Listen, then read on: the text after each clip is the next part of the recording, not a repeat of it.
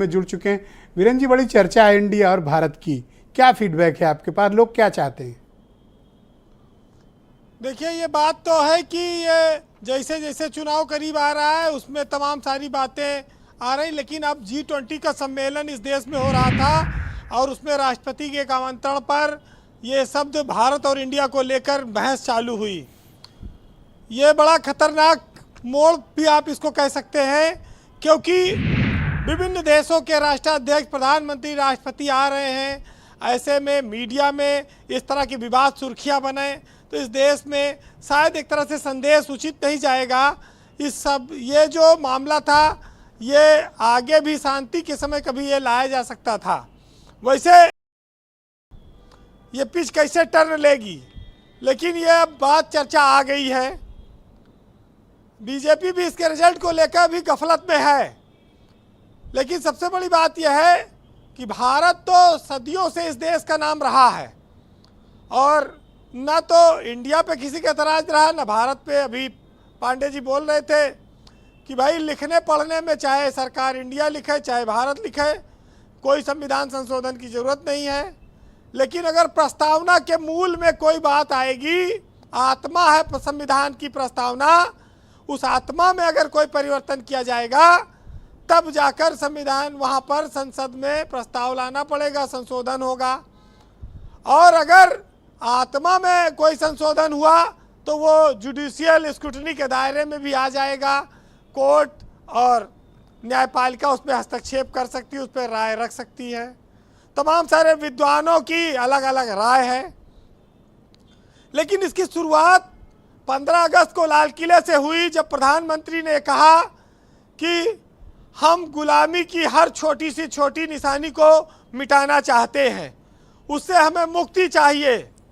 और इसीलिए उसके तुरंत बाद जो राजपथ था उसका नाम बदलकर कर्तव्य पथ किया गया था। तो ये पिछले साल की बात है ब्रजेश जी। उसके बाद से ये माहौल चला आ रहा है।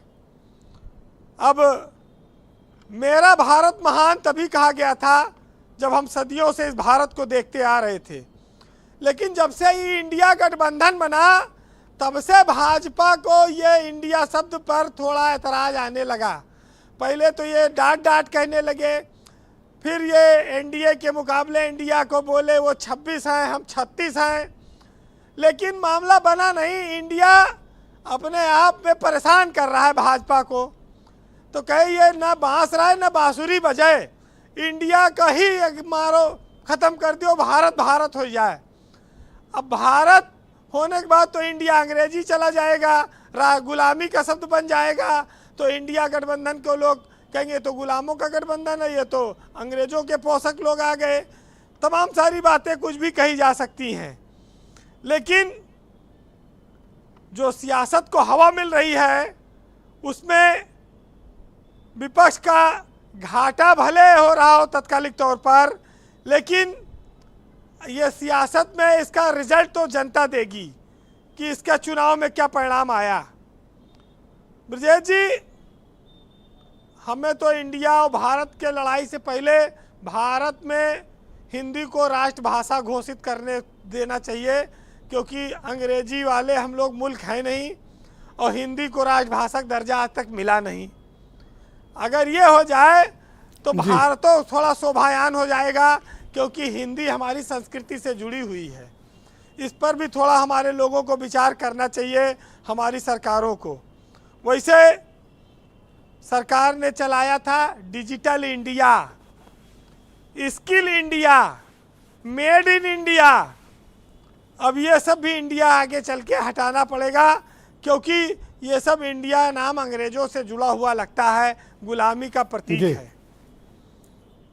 बीजेपी को इंडिया नाम पर चुनाव बाद विचार कर लेना चाहिए था, नहीं तो लोग कहेंगे कि वो इंडिया के गठबंधन से डर गई है या उसको वो कमज़ोर करना चाहती है। अगर ये चुनाव के बाद होता तो बीजेपी की ताकत ज़्यादा रहती। मोदी लहर कोई कमज़ोर तो पड़ी नहीं है, लेकिन एक नकारात्मक संदेश न जाता कि इंडिया वाले गठबंधन के नाते ही सब हो रहा है। तो ये जो इंडिया शब्द है, उसके पहले लॉर्ड मैकाले ने भारत में शिक्षा पद्धति दी थी, व्यवस्था दी थी, वो भी अभी चली आ रही, उस पर भी विचार करना होगा, बड़े सारे चीज़ें करनी होंगी। तमाम जनपदों के नाम बदले गए, उन जनपदों के नाम बदलने के बाद वहाँ पर विकास की गंगा बही, और इस देश में बहुत सारे नाम बदले जाते रहते हैं। लेकिन ये तो राजनीतिक लोग अपने फायदे और नुकसान के लिए कर रहे हैं। कहते नहीं है जी। कि चाहे राम कहो चाहे रहीम कहो, सबका मालिक एक है। तो सब में तो वही है, चाहे भारत कहो चाहे इंडिया कहो, कोई अपने फायदे के लिए कुछ भी कहलाए। खैर, एक साहित्य है, सुनिएगा, मज़ेदार है कि मुनाफे की तमन्ना थी मगर घाटा खरीदा है, और लहू बेचकर गरीबों ने आटा खरीदा है, और जमी पर घर बनाया है मगर जन्नत में रहते हैं। हमारी खुश नसीबी है कि हम भारत में रहते हैं। वाह, बहुत शुक्रिया वीरेंद्र जी, बहुत ऊंची बात आपने की। बहुत बहुत धन्यवाद ग्राउंड जीरो से अपनी फीडबैक और डिटेल्स हमें मुहैया कराने।